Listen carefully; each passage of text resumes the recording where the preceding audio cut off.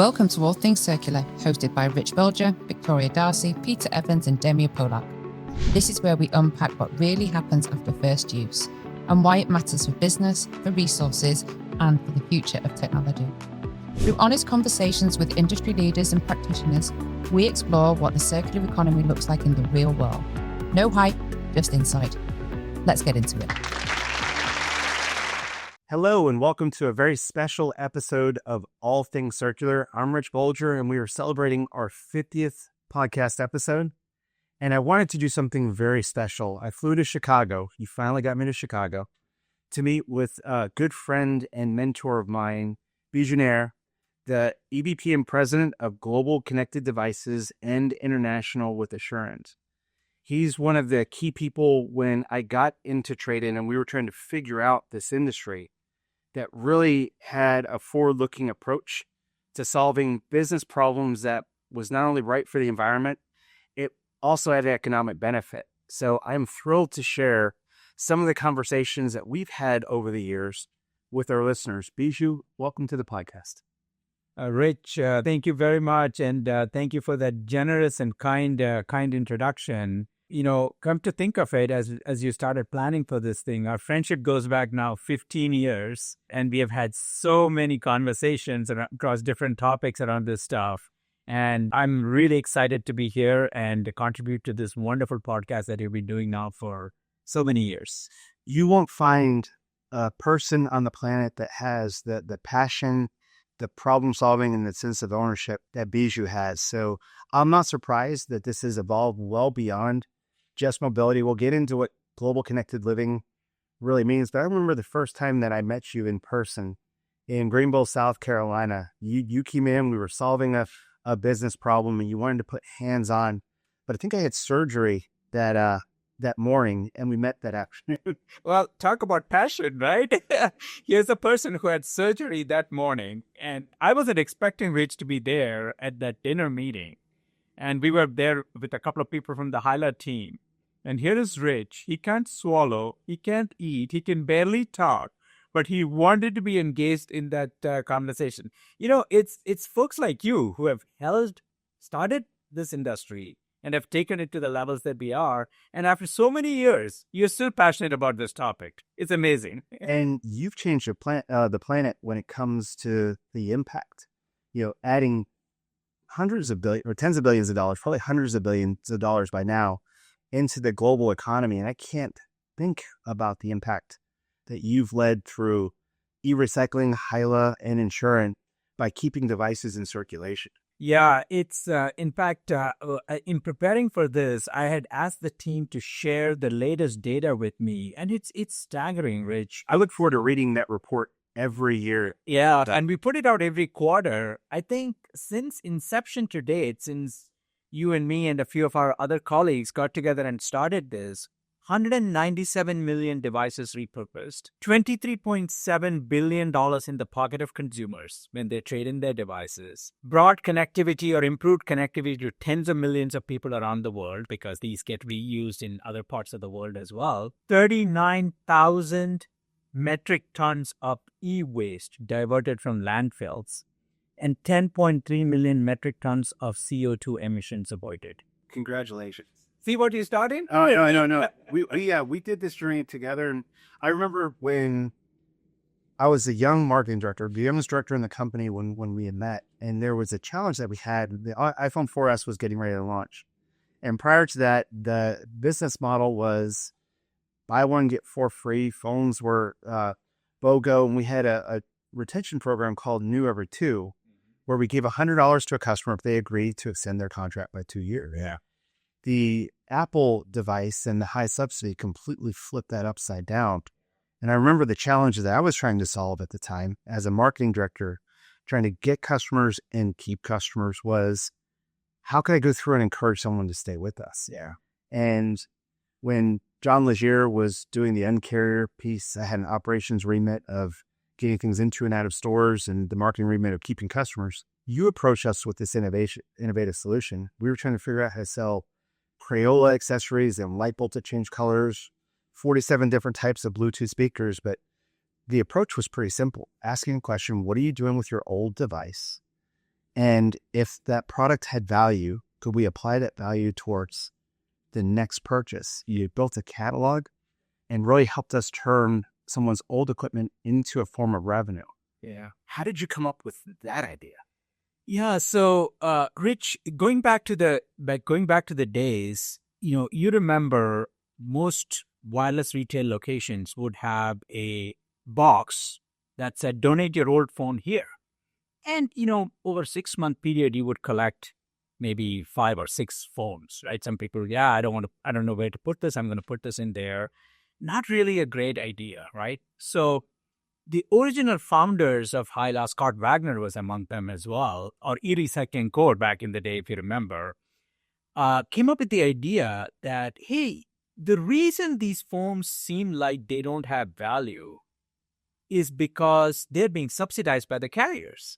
So really back then, the Motorola phone or the Nokia phone, they were worth a lot of money, but they were sold to the consumer for $200 because they were being heavily subsidized in exchange for a 2-year or a 3-year contract, right? And I think one of the founders stumbled upon this idea because he used to have a business previously where you could go to somebody's house and collect things that they don't want, grandmother's table or what have you, right? And one of these guys who collected and brought back 2 phones, and they didn't know what to do with the phones, and they started looking around. What is the value for this phone? Because it's not in their catalog. Right. And that's how they stumbled upon the idea that, holy cow, these things have value somewhere. And then came up with the idea of incentivized trade-in. And that changed everything. And that's how the idea was born. I use a new term now called the circular sales program. With linear sales, you make, distribute, sell. And a linear return is something that goes back and customers get credit, or you're helping solve a warranty problem. And those are the typical returns that you try to drive down. It's been baked into business acumen for years and years and years.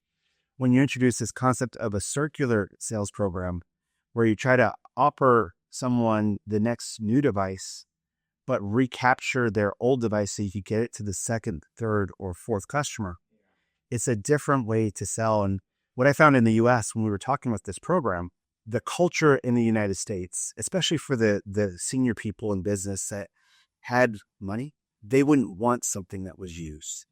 And they didn't realize that in different parts of the world that did not do the subsidy model, and customers had to go through and pay out of pocket for their devices, there was huge demand there.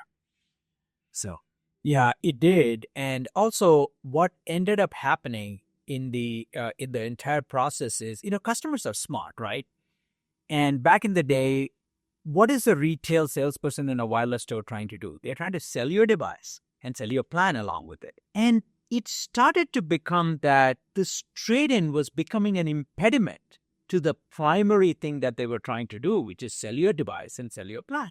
And people started not doing trade-in. The salespeople would say, oh, don't worry about it if you don't want to trade it in and take care of it. And that's when the carriers and the retailers figured out that you have to put an incentive program in place, just like what they do for selling an accessory or selling a pricing plan, etc., in order to just do that. And that kind of accelerated that process and took it to that next level where it started to become really, really important. And to your point, when their OEMs like Apple and Samsung smartphones started to come out and there was not as much subsidized by the OEMs, that's when the value of how do you incentivize a customer to upgrade and pay the high value for devices that were being charged at that time. Yeah, that one of the only reasons why the phones are so expensive right now and they can be sold is because the secondary one still has residual value.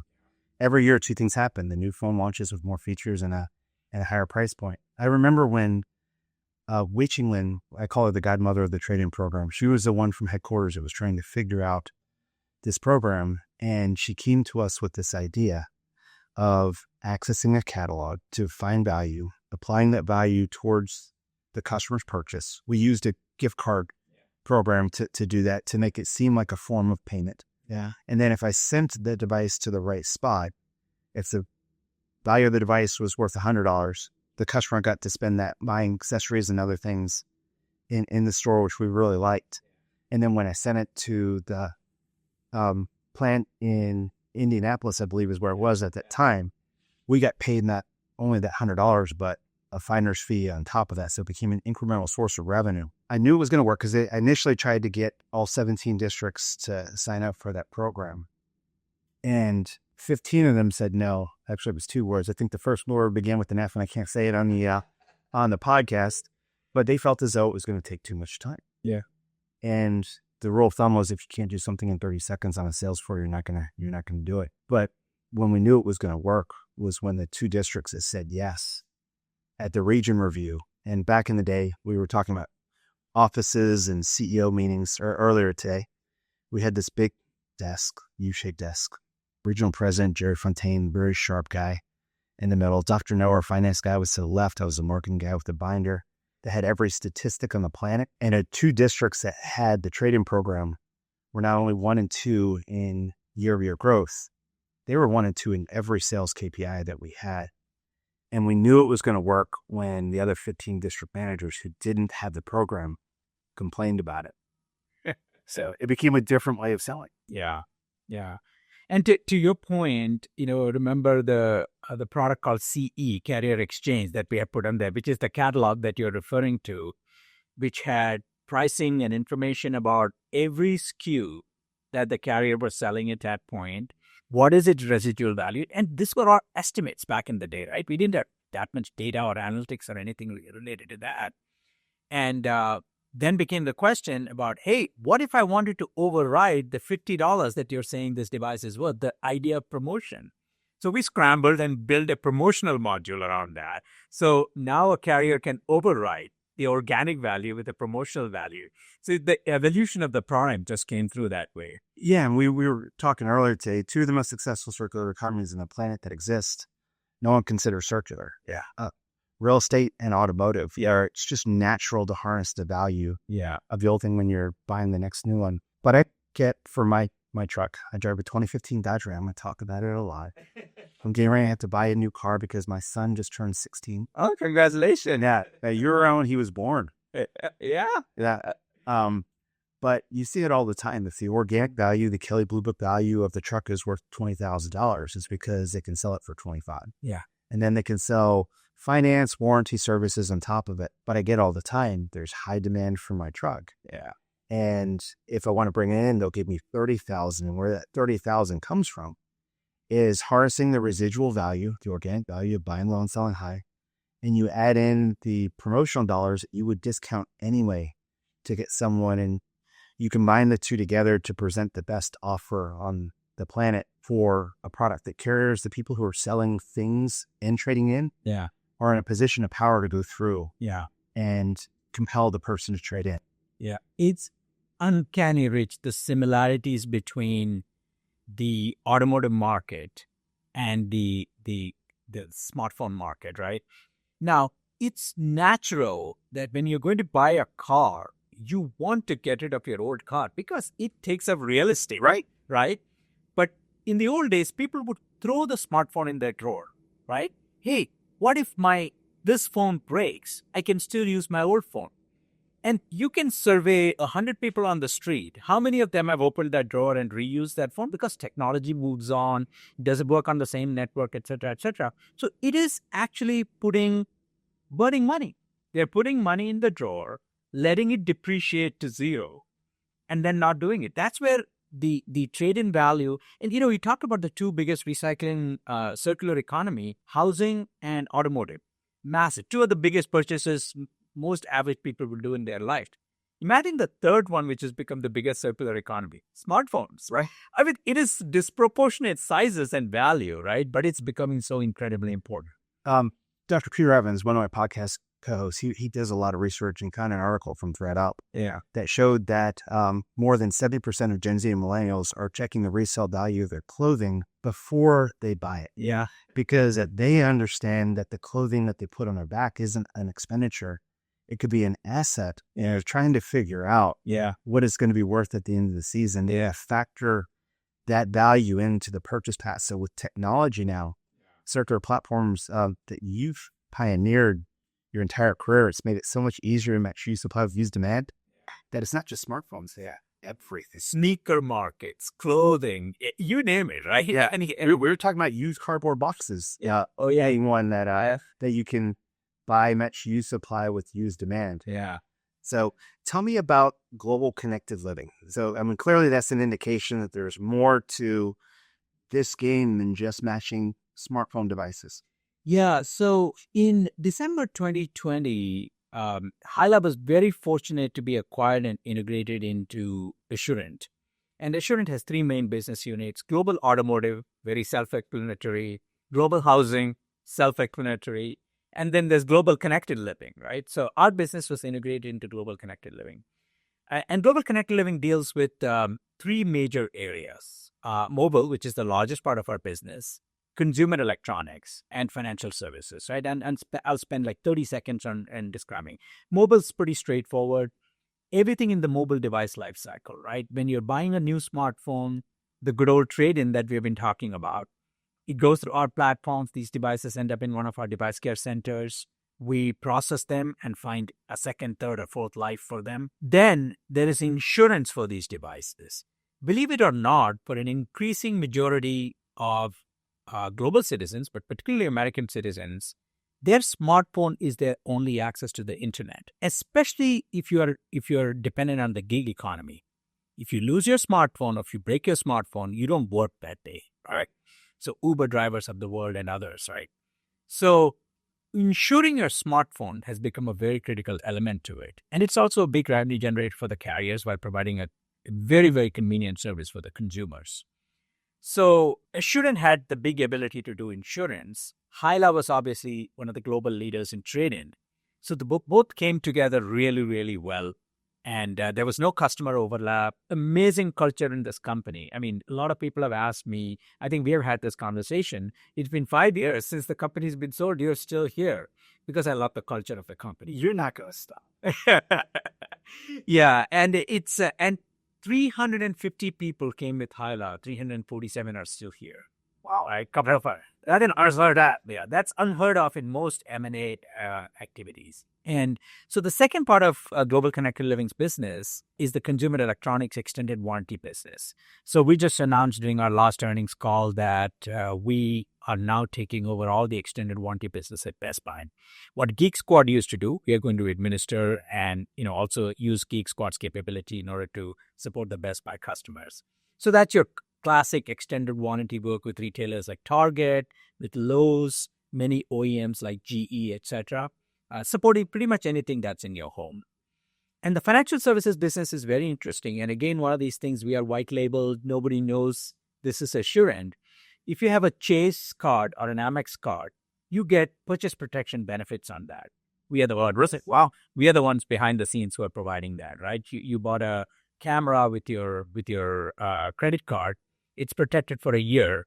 And when you file a claim, that's actually coming to us, and we are the ones who are taking care of that thing. So that the Chase, that puts us as the largest player in that space. So that's Global Connected Living. We operate in 22 countries around the world. Incredible business, and tremendously talented people around the world. We have 19 device care centers around the world. 11 of them are owned by us, and we operate them. 8 of them are with third-party logistics providers who, in smaller countries, that's how we get started. And then when we get scale, we put in our own facilities in doing that stuff. So very, very exciting business. And, as we talk, I will give you examples of how these things are evolving along the way. Fantastic. Speaking of evolution, I remember we started the program in 2010. I can remember that very clearly. By 2016, I had moved into running Verizon's reverse logistics and global repair, and started moving into the monetization team to start selling those devices. At that point, the revenue we generated off of used devices was more than the revenue we generated from the sale of every accessory we sold in every channel combined. So it really blew up. But you and I had a sit down at a conference table, and you said, Rich, I want you to think of Hyla as a different company. You were really good at buying devices, doing the catalog, buying low and selling high. But you had asked me a really interesting question, and it always stuck with me. And it was a pivot. You asked me to consider Hyla as a data company. Talk to me about that evolution. Yeah. So, Rich, yeah, that was in Dallas Fort Worth at your offices, and I remember the conference rooms used to be outside where guests could be there. You don't have to go into the main facility, which is obviously secure with high value assets being there. And I always felt that the commoditized business of buying and selling devices is great, right? But at some point, everything evolves to become a business that requires data and insights based decision making in how we are operating, right? And so we started working with some of our data leaders, like you may remember Chintan Shah, right? He was sitting on a ton of data and he was generating a lot of reports for our clients and internal purposes, etc. And we challenged him to start putting together some analytics modules. And this is early days of analytics, right? Now AI is the buzzword. Back then, analytics was the buzzword. And we said, let's see what we can do. So we started gathering information from around the world to understand what are the prices around the world for these devices. And that became the input into what we are providing. Based on that, we could go to clients like you and say, hey, we'll give you a recommendation based on what we know around the world, demand around the world, what other trading programs are offering, your competitors are offering, and you can decide whether you want to use that organic value or use a promotional value. And we started doing that. We were not satisfied with that element alone because we also wanted to give you more intelligence into how do you decide whether you want to sign up a customer for 1 year or 2 years, after which, because upgrade programs are starting to become really big. So we started to build this predictive module that said, based on everything that we know from the past, the manufacturing data for device, how quickly is the decay of the value starting to happen? So now you had data that showed you're collecting X dollars per month from a customer. Here is the decay value of the device in their hand. We could show you the exact intersection point, and you can make a decision. 1 year, 2 years, 3 years, and you can see the industry has evolved now to 3 years, right, of doing that. And you can then decide on what can a customer afford. Are they in a 2-year candidate or a 3-year candidate? Based off of that, you could do a lot of these things. And I think that was a pivotal moment, and we called it Device IQ. And that became a pivotal moment in using data, science, and insights into how to make decision around what used to be just a commodity business. I get all the time. And as I transitioned my career from Verizon to Cisco, and when I worked on the advisory board of the Reverse Logistics Association, I often heard, hey, Rich, this circular stuff is great, but this isn't mobile. It's not that commoditized, not that easy to go through and sell, but you captured data that showed value. And one of the ways I like to go through when I'm helping clients try to figure out, do you know who your second, third, and fourth customer are, what they're willing to spend? I like the term circular finance. I've started using that. How can you go through and determine what the real value is for your thing? You're really good at doing it for your home. Yeah. You're really good at doing it for your car. You know the trading value for your car. Now you can do that with mobility. Yeah. We call it the circularity delta. If you spend $10,000 on something, how much can you get back? But there's been a slower transition for other things that are highly valuable, highly durable. I'm going to throw networking into that mix. I'm going to throw computing into that mix because there's not a ton of evaluated trading models where people understand that intersection. Yeah. But data exists there. So if you were to go back in time, back to 2010, back to 2016, and try to figure out how to get information, or what would you change to help the realization of understanding that breakpoint, or how would you recommend, if we were talking again back in the day, starting a trade-in type of program? Yeah, it's a great question, Rich. The first thing that I would advise anyone who's getting into any business, regardless of whether it's something brand new or extraction of something else, is every step of the way in that process, please collect data, right? You may think, why do I need this data today? I mean, I'm never going to use it. 6 months from now, a year from now, when you need that data, you don't have the historical data to compare anything with, right? this is not only related to the residual value of the devices, but as you're processing these devices, and for those who are due to the term of processing is when a device comes in, you are testing, grading, and data clearing that device in order to determine its value. Data clearing is a must because consumers have a lot of private information in there. You don't want that data. First and most important rule in reverse logistics is always protect customer information. Exactly. And that's paramount, right? So when you're testing, when you plug this into an automated test equipment, you're getting a lot of information about the device. It's data manufacturing, firmware associated with that. Today, we have technologies that can tell whether all the parts inside that device, are they OEM parts or have there been a repair where a screen was replaced with the aftermarket part? There's nothing wrong with that, right? But it's good to know.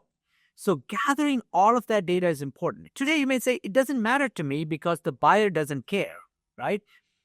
But someday, you may come back 2 years from now and say, hey, Biju, can you give me information about all the previous iPhones and Samsung phones where you can actually provide this information? If I haven't collected it, I won't have it, right? Well, I think the buyer does care. I mean, you go through, you look at the automotive industry. What you just described is part of the reverse logistics process is determining what does it look like and how does it function. Yeah. And in automotive, people understand good, better, best. I don't want to buy my 16-year-old a brand new car because he's gonna ding it up. I'll accept something that has some miles on it. I'll give him my truck because it's the safest thing I think I can put him in. But in a cell phone illustration, miles might be battery state health, charging cycle, and capacity. You want to know that it works. You want to know how it functions. And customers are willing to pay less for a product in exchange for cosmetic value. Yeah. And it's very common. Yeah. I think. Yeah. But that data is hard to aggregate and start. Yeah, exactly. And I think starting to collect and aggregate that data, by each SKU is super important because then someday you can go back. A client might come back and ask me, hey, what is your most resilient device in the past 10 years, right? I can go back and look at it and say, hey, we tested so many of these phones and this particular model has come out as defect-free. Whereas we see charging ports break in this other model and things like that. And these are all information for the OEMs to improve their devices and for the carriers to make a decision on which models they should be buying and how they should be negotiating that with the OEMs as well. Absolutely. And then when is it breaking? Capturing enough information over time is critical. Yeah. Well, Biju, we have a lot of students that watch this podcast, and I like to go to work to earn. I like to go to work to learn. And you've been one of those key figures in my life that's really helped shape my career because I was a sales guy. Now I say I'm a sales guy trapped in the body of a reverse logistician. But what would you like to tell some of the folks that are entering into this career? What advice would you give them coming in and starting? Yeah, there are so many different directions. So, I'm on the board of Illinois Tech, where I went to grad school and I had lunch with the dean earlier today. And there were a lot of discussions around it because part of what I do as a part of on the board is to advise them around course evolution, right? Like AI is coming in there. Now there's a major, in addition to computer science, there's a major called AI. So I get asked similar questions like to the one you asked me, Rich, all the time. I think it's important to stay abreast with the latest things that are happening, whether that is generative AI or agentic AI or other things, etc. But don't just get carried away by, I can do a bunch of prompts or I can take a picture and create funny. Those are all good. Like they're all valuable. But I think the power of what technologies like AI brings to the table is massive, right? If you think about the three prior technological transformation that have happened in our lifetime, it was the invention of laptop that democratized mobile working capabilities. Then there was the access to internet, which was browsers. And then there was mobility, mobile smartphones. But the commonality amongst all three of them they were all on fairly open platforms, right? The Windows operating system or Mac OS operating system, the internet browser technologies, and Android or iOS operating systems, right? The unique thing about AI is the fuel that powers it is data, right?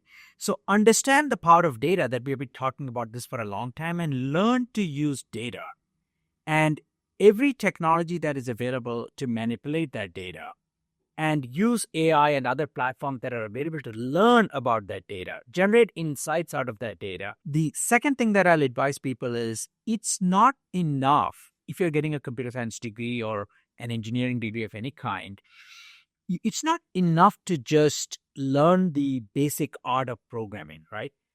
When I was graduating with a computer science master's degree 100 years ago, we were being trained to become programmers, software engineers, right? That entry-level job is disappearing really fast, right? Because AI can do that a lot better, a lot accurately, especially that starting code that needs to get generated. But take other courses and learn the business flow, the data flow. In our world, it's about reverse logistics, right? What happens from the time when a device gets traded in? And there are opportunities along the way to automate it, use AI to make it more efficient, more reliable, more consistent. All of those things are super important. So I would say when you're taking internships, take internships with the understanding that you want to learn the business flow associated with how things are going, because that's going to become the most valuable commodity that you have, not your old C programming language skills and things like that. One of the things that I noticed when AI, because it really changed from just being a buzzword to, oh my God, it's here. Yeah. I mean, it took the mobility industry 18 years to hit 100 million subscribers. It took ChatGPT like 4 weeks to get there. Yeah. So a lot of companies are trying to use computer programmers and make them AI programmers. Do you think computer programming and AI are similar skill sets? Are they different skill sets? I think without fundamentals of computer programming, it's very difficult to become a good AI engineer, right? Because at the end of the day, what programming skills teach you is logical problem solving, right? So logical problem solving is required in everything, right? Whether we are working on reverse logistics capabilities or pricing of things, or whether we are trying to solve a problem using AI or non-AI technologies. So I think that's important. But I think along with that, they need to be able to understand how to ask the right questions. When I want to figure out how to use AI to do something, really important and commoditize it to some extent, or make it commoditize is the wrong word, but to automate it to some extent. If we talk to the middle managers who have all worked for us at some point, these are the hands dirty, dirt under their fingernails type of people. They are the best people who can help automate it because they understand the business logic and the flow of it, right? And so I think that the young students who are learning things need to start thinking that way. What are the right questions to ask to get this engine to generate the right answer for me? And that's going to become super important. Yeah, one of the challenges that a lot of companies have is the success of what's been done before in the past. As practice becomes a policy becomes a roadblock and a barrier. We talked about linear finance being drive all returns down, and when we try to drive returns up, remember, why did you spend more in your reverse logistics program? You spent $4 million more, but we generated $100 million in revenue off of that. Yeah, a different way of thinking. So it's hard to go through and break what was successful before, but you have to have the courage to do that too. 100%, right? I mean, I think someone said this, I read this somewhere recently, that you're remembered for the rules you break, right? If you just follow the normal logic, normal course of things, you're just another cog in the wheel, you're doing something. But if you can break the rule, and I'm not encouraging all our young viewers to go and break rules in their companies, but I think measured, asking people the right question and say, can I experiment with something slightly different? Yes. And if I fail, I'll volunteer to do it on your own time, right? I mean, you and I have worked in large companies, you've worked in startups, etc. There was never a time where we were not thinking of how to solve a problem. How many times your wife or my wife have gotten upset at us because they're talking to us on a Saturday and our thought is lost in, some problem that we are trying to solve, right? Because you can't just turn it off, right? It's 24/7. And I think that's what brings success in the things that we all do. Yeah, makes total sense. Now, speaking of evolutions, there's a lot of legislative, there's a lot of technology changes that are going through. We talked a little bit about the volatility and volatility of the global political landscape. Another buzzword like AI that's coming up a lot is this concept of a digital product passport, particularly with mobility. And Europe seems to be leading the charge in terms of technology. What is your opinion of where the government is going, what consumer behavior is going to change to in relation to a digital product passport? Yeah. So, and it goes back to the question of data, right? As you know, what is it? We'll end up processing roughly 22 million devices this year. And we have data about everything related to that device, right? We can tell, which device was processed at what time, by which technician, whether it was data wiped, electronic certificate was issued, whether it had, aftermarket parts in there, the battery health of those devices, all of those things. And we segregate them into different categories, right? So if there were a legislation that required that all of that information be made available to that consumer, we could certainly do that, right? The challenge remains in how do we, once it's out of our hands, it's very difficult to track it, right? We were talking earlier about device check as an example. Great service that GSMA provides, but we still overseas can convince the retailers and the carriers to share that data when a device is lost or stolen, right? US is in a good place. We get all of that information. So I think I'm waiting and watching to see how much value will this add, other than the regulatory pressure to do something, which I understand. And it remains to be seen whether, with the political landscape changing around the world, whether Europe will continue to be as heavily regulated or not. And there's regulation that makes sense, and the regulation that are for the sake of regulation, they fully didn't think it through and doesn't accomplish the goal. On the surface, it accomplishes certain goals, but doesn't really accomplish the goals if you do the math, whether it's around circularity or sustainability or what have you. So I'm open to the idea. In our world, especially in the secondary device market space, right, that you and I have been a part of for a long time, it is about maximization of asset value, right? So in this mobile device passport situation, we have to be very careful that we inadvertently don't end up lowering the value. Right. Because a customer may not care. Or increasing the cost. Or increasing the cost of doing it, right? So I think that those are the areas that we need to be extremely careful about. We all remember back in the day when CTIA had great intention about creating device grading standards, right? And I think you and I maybe were on the committee together at one point or the other. Yeah, my old home would not let me participate in that committee, even though I wanted to. Yeah, but I think there was a rationale behind doing it. But when you started putting in regulation that every scratch more than 2 millimeters and every scratch that is greater than a certain microns deep, it devalues the device, and the customer doesn't care about it. Like we talked about, there are consumers who are willing to trade off that cosmetic grade in order to get a better value for what they're trying to use. Yeah. So what other trends are you seeing? We're ending 2025. By the time this podcast launches, it's going to be the start of 2026. What are some of the things that you see are heading towards this industry that we need to pay attention to? Yeah, so I'll start with some of the trends that we are seeing in the mobile industry in general, right? So mobile stakeholders, and in US, those are carriers, 70 plus percentage of devices are sold through the carrier channels. There is a strong push to repurpose more of their devices in their own network. How does that manifest itself?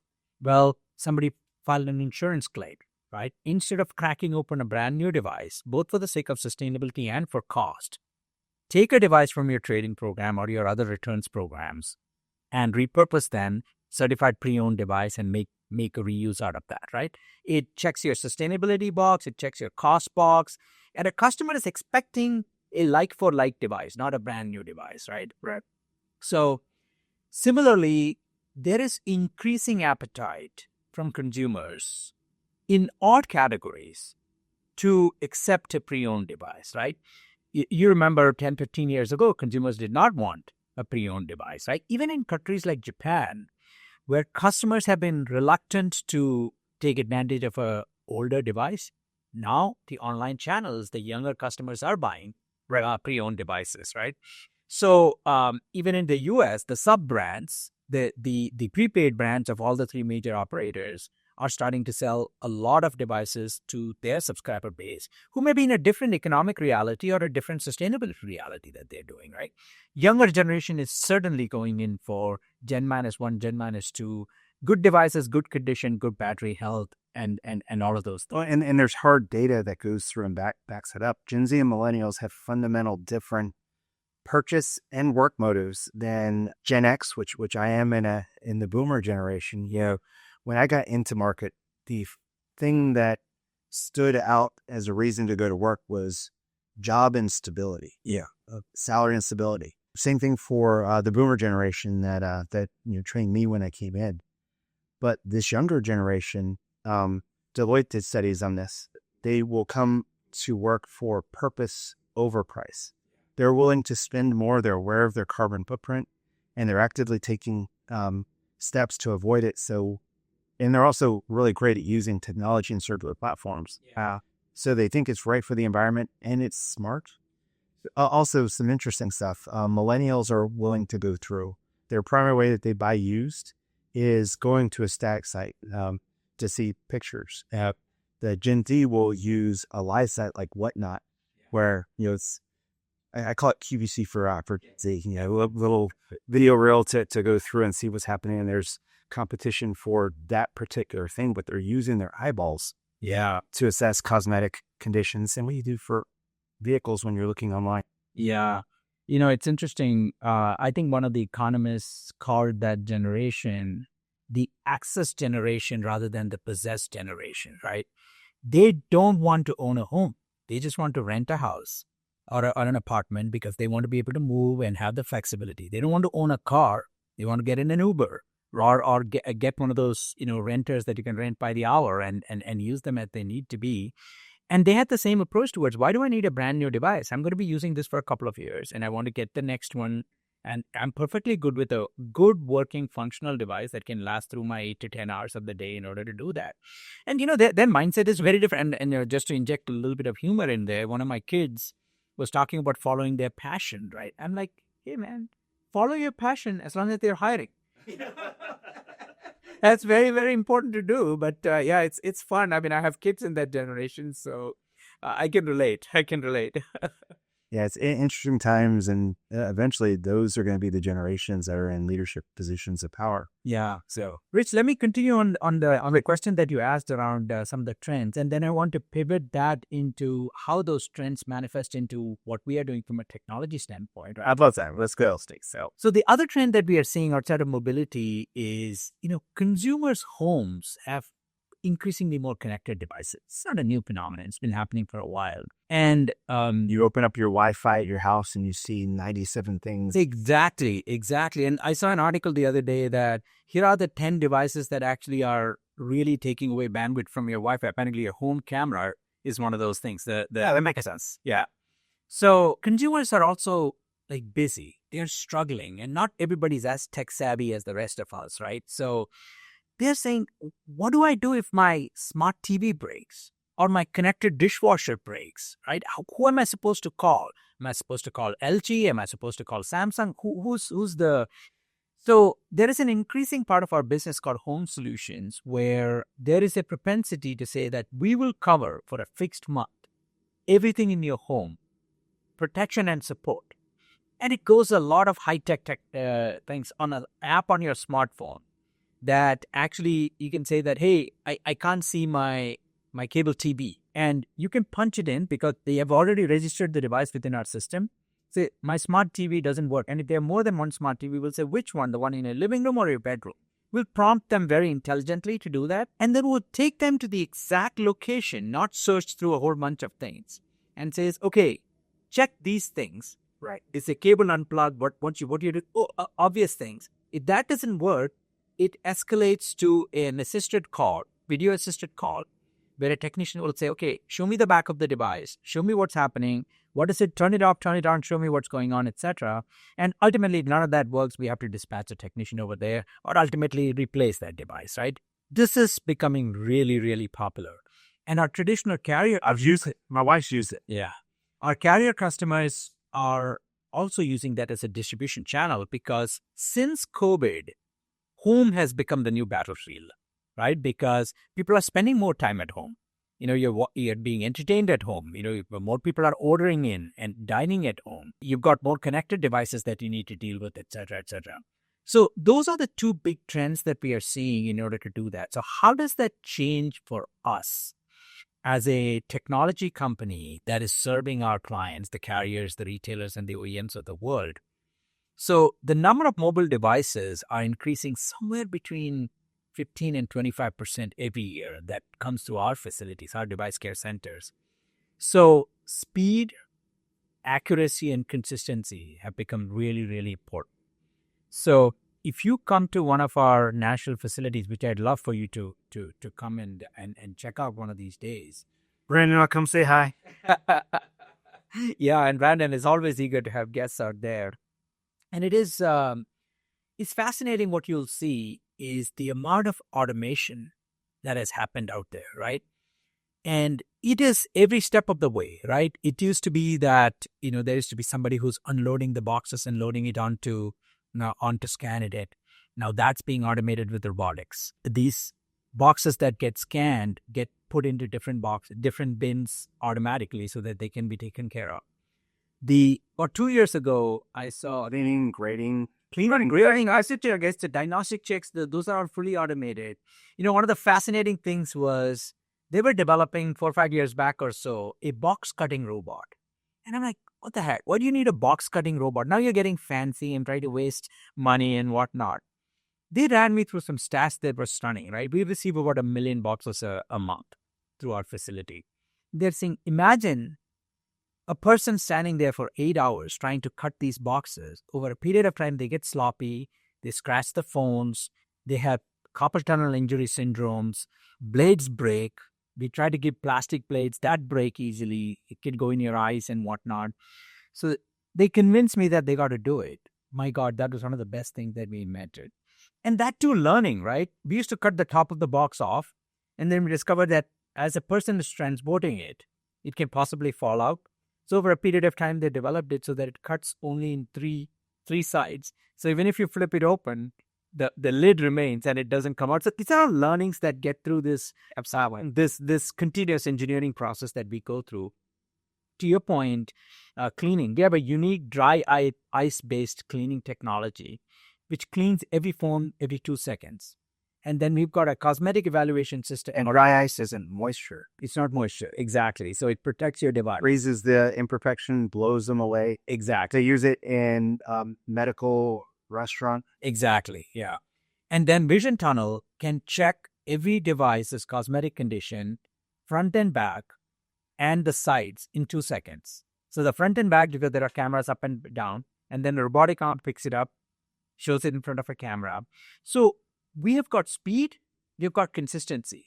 So now when we say a device is a B grade, it is a B grade guaranteed because it's not based on Biju or Rich looking at it and saying, I don't know, this could be an A, or you might be looking at it and saying, no way, this is a C. My eyes aren't as good as they were a few years ago, and they're worse later on in the day for me now. Exactly. And also imagine a technician who's working on this for 8 hours a day, right? After the 4th and 5th hour, it starts to degrade, right? Their judgment starts to degrade and things like that. Now you're not dependent on an individual. Now the question that we get is, what does this really do? Are you eliminating labor? We are not. We are upskilling the labor, right? There are so many people who came off of the factory floors to design the user interface for that. Funny story. When I started at Verizon as a temp from Adecco, taking bill payments in a store in Columbia, South Carolina, I was a really good bill payment taker. Shake people's hands and look and see if I could upgrade their rate plan. If they were eligible to upgrade, I'd get them to a sales rep. I was really good at that job. And about 4 weeks into that role, Verizon put a machine in the store. And you know what that machine did? Took the bills. It took bill payments. But just because my task got automated, doesn't mean that my value got eliminated. Exactly, because you had core skills that could transform into sales. It could transform into ultimately running their reverse logistics center, right? Which is a massive responsibility, right? Yes. So I think smart people upskill themselves and find more areas where their core skills can add value. So and that's what we are experiencing. And now we have, I think in the United States we have 3 or 4 facilities right now, and they're all automated to different scales. But that automation, the robotics, the use of machine vision and AI has become paramount in everything that we do. Because again, remember, these devices are like ripening bananas. The longer they sit in the warehouse, the less value you get for them in the marketplace. I like to say technology ages like fish. Exactly. It does. And so now we are able to, because of all this automation, we are able to segregate the best devices to go into the most valuable programs for our clients, which are the insurance programs and the direct-to-consumer programs, etc. So there's very little left that we need to sell in the aftermarket. The other thing that you mentioned that actually makes a lot of sense too is the observation that carriers are using their trade-in devices in their own ecosystems more because they are in the purchase path. The same way you go to a Lexus, a Toyota, a Ram dealership, if they can get something and sell it on their own lot, they're going to attract the most value for it. Yeah. And they're also able to go through and sell things in a variety of cosmetic conditions. Yeah. Good, better, best. Yeah. So if it goes through and makes more financial sense, a lot of carriers were using the secondary market and platforms or manufacturers using secondary markets or platforms to wholesale liquidate, but they found that they can get more value by leveraging their own sales channels. Yeah. Picture this, Rich, and I never thought, and you know, you and I have been in mobility all our career, right? And the biggest expenditure that mobile operators around the world, but particularly in the US, used to have is around spectrum and infrastructure, right? Roughly $30 billion annually being spent on spectrum and infrastructure, right? Today, the spend on devices, the purchase of the devices, the trade-in value that is being provided for that is starting to rival that number, right? And it's cumulative because you are giving that trade-in value to that customer over a 2 or 3 year period. But it's a tremendous customer acquisition tool. Every time you can get a customer to trade in and stay with you, you're saving $530, $540 of customer acquisition costs, right? So it is coming in. It's a very smart economics that they're using. But the difference between the infrastructure and the devices is they're able to turn these devices around because of circular economy, use it in many other parts of their own network, or monetize them in other markets if it's too far down a generation. So it's fascinating how that device ecosystem has developed to become something as critical as the infrastructure and the spectrum is what used to be the most critical assets, right? Yeah, absolutely. When I left Verizon, we were 2% of the company's revenue, and no one really knew what we did. Yeah. Reverse logistics is, I've only found one college on the planet that has a bachelor's and master's degree program in reverse logistics. And I've only found 3 or 4 colleges that even have a course on it. Yeah. It's one of the most complicated, understood, undereducated parts of logistics. The National Retail Federation, we're going to have NRF Rev come up in a couple weeks. But last year they announced that the retail industry in the U.S. was about $5.2 trillion. Unwanted returns cost retailers $890 billion, and the size of the secondary market was north of $800 billion here in the U.S. Yeah. So roughly 29% of a $5.2 trillion industry flowed through reverse and circular logistics, but no one knows how to do it. Yeah, it's fascinating, isn't it? Like before COVID, you walked down the street and asked 100 people about supply chain. Nobody would know what it was. And people found out about supply chain in a negative sense because COVID impacted supply chains, right? Now look at, like, supply chain has become the most, amongst the security things that United States government is focused on. It's internet and cybersecurity, supply chain security, and national defense. Those are the 3 big things. Absolutely not. And imagine a world where the materials that are used to make the smartphones become critical commodities. So exporting those instead of keeping them in-house to build new things that become more and more critical. Yeah, absolutely. Well, Biju, we can talk all day long, and I love this conversation. And thank you for the invitation to come up and visit with you here in Chicago. But one of the things that I want to end with is a common thing that we've done in every one of our 50 episodes. And you're going to have a unique insight that I'm excited for our listeners to hear. But we like to go through and take a common misperception, a myth, something that people initially respond to and say, well, I don't want to do this because of that. Yeah. Biju, what's a myth that you hear over and over that you'd like to take this opportunity to bust? Yeah, I mean, there are a few, but the biggest one, Rich, that comes to my mind is there used to be a perception, and to some extent it still is there, that promoting circularity in the device ecosystem and trying to repurpose those devices takes away from selling new devices, cannibalizes new device sales. That's an absolute myth, right? Because as we have been talking throughout this episode, and also as evident from market data that we see, strong demand across various parts of the ecosystem for the pre-owned devices, right? There is no opportunity. I shouldn't say that there is a no economically viable opportunity to substitute that with brand new devices, right? Whether it's a fulfillment of an insurance claim, or whether it is buying that first device for your child, or whether you want to satisfy the environmental sustainable requirements of a Gen Z that is trying to do some of those things. If you look at most big ecosystem players, like the Apples, the Samsungs, the Googles of the world, they are moving more into the devices ecosystem and the service revenue generation that these devices can create, right? Whether it is by, selling incremental services like music or access to other things, they're doing that. I think most OEMs are coming to the conclusion that I would like to get that customer into my ecosystem so that they start getting used to this great experience of using this device, right? And then their next device is going to be a brand new one. So I think that is a myth that needs to be eliminated. It's slowly getting to be eliminated, but we still see resistance from some parts of the ecosystem on that. I have to call it the cannibalization effect versus a resale value effect. Yeah. There's the ability to go through and leverage residual value to upgrade and get someone to buy the next new thing faster. Yeah. There's the ability, as we talked about, mobility, to get someone to take that device and activate it on a network without subsidy or cost. And it's not parents giving their devices to their children. It's the secondary market matching used supply with used demand. Yeah. And the sale of warranty and services on the used thing. But my wife was a Honda girl. Yeah.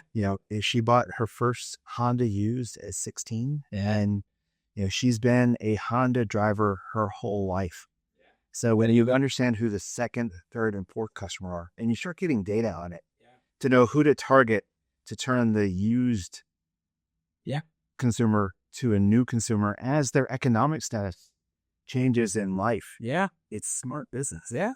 I mean, you remember PC OEMs would, whether it's Apple or Dell or whoever, they would go and discount the heck out of their devices in high schools and colleges. Why? Because when they go into work environment, they say, this is the platform I'm familiar with. This is what I want to use, right? So there's a lot of validity in getting that customer into that ecosystem a lot earlier, and tremendous value associated with that. Well, thank you, Biju. Any final thoughts that you'd like to leave the All Things Circular audience with as we conclude our 50th episode? First of all, what you're doing here is tremendous, right? You are absolutely right. There is not enough reliable educational channels for this very important topic. So thank you for doing that, first of all, right? And I think it is, if you talk to the average person, they'll say, what the heck is reverse logistics? I don't really understand it. They're not the audience for this. I like using circular logistics. Forward to reverse, back to forward. Exactly. What it is. Exactly. So I think it is tremendously important. And I think that education will go a long way. Hopefully more than one college in the planet will start. Hopefully I'll see, Professor Rich Bulger soon, and you're already teaching a lot of classes, so hopefully that'll become a little bit more mainstream. And we talk a little bit about how AI, I mean, there's no such thing as learning AI. You're learning AI in a particular domain, right? So as you're starting to think about, courses and other things about the application of AI in this particular domain could be a very important one because it has to be domain specific. These teach about it. I completely agree.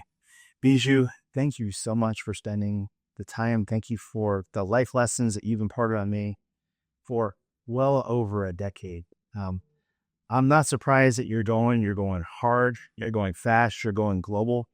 And Assurant is turned into the elephant in the room when it comes to driving change. I'm thrilled that there's a forward-looking, innovative leader at the helm that will change for the right reasons. So thank you for everything that you've done for me and for this industry. And I like to... Thank you. Thank you so much, Rich. Thank you for your friendship and doing this tremendous work. Thank you. Well, here's to many more conversations. And thank you to my partners, Vic DRC, Peter Evans, Damian Pollack, for all the work that you've done getting us to episode 50. And thank you to the listeners of All Things Circular. We'll continue this journey together. Thanks for tuning in. Please head over to allthingscircular.com to learn more.